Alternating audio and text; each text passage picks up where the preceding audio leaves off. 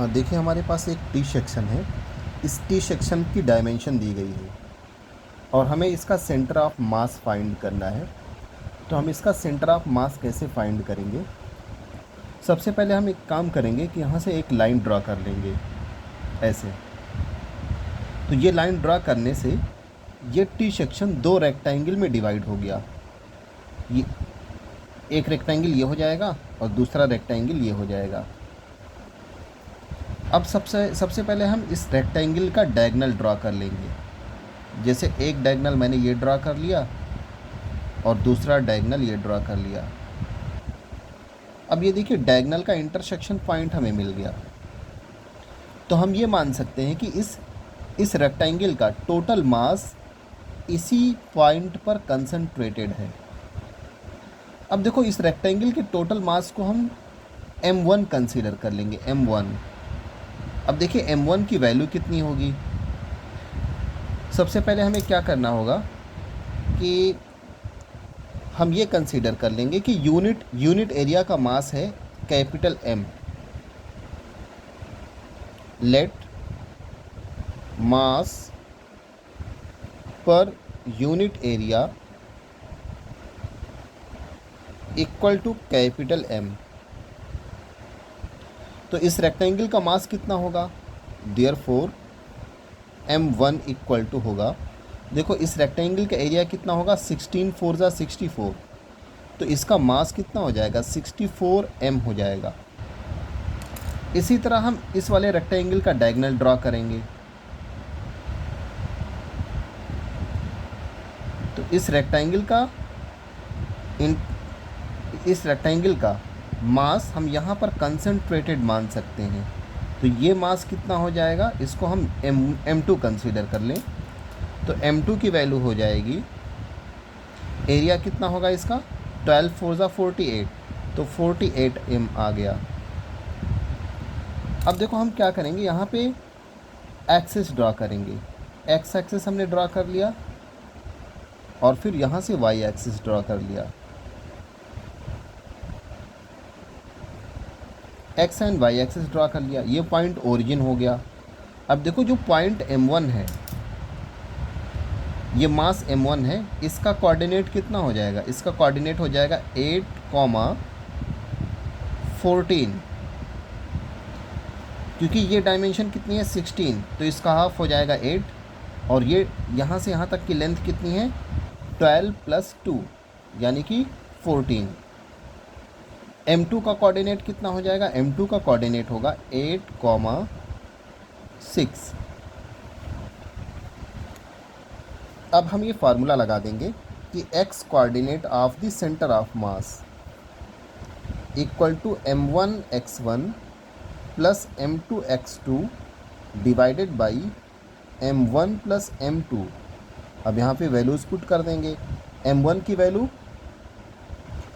Value 64 m plus m 64 m multiply भी करना होगा x1 से।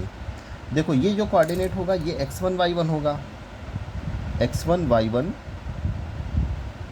और ये वाला कोऑर्डिनेट हो जाएगा x2 y2। तो m1 का x1 से मल्टीप्लाई भी करना है। तो x1 की वैल्यू कितनी है? 8। तो हमें यहाँ पे 8 से मल्टीप्लाई करना होगा इंटू 8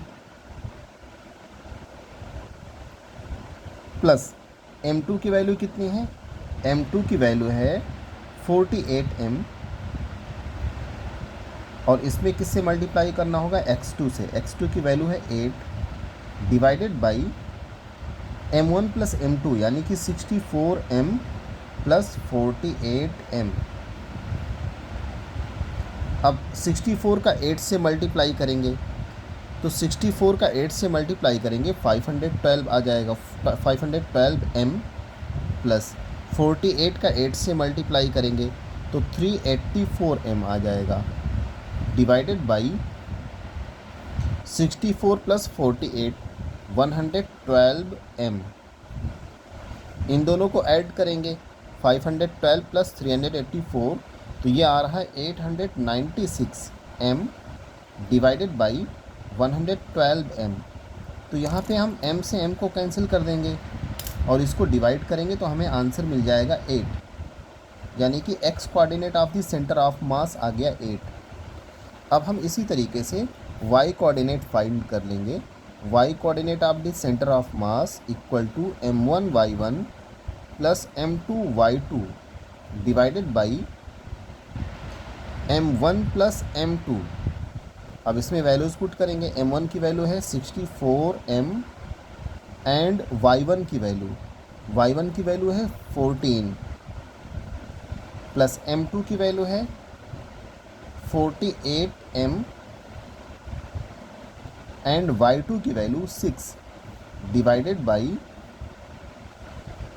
64m प्लस 48m।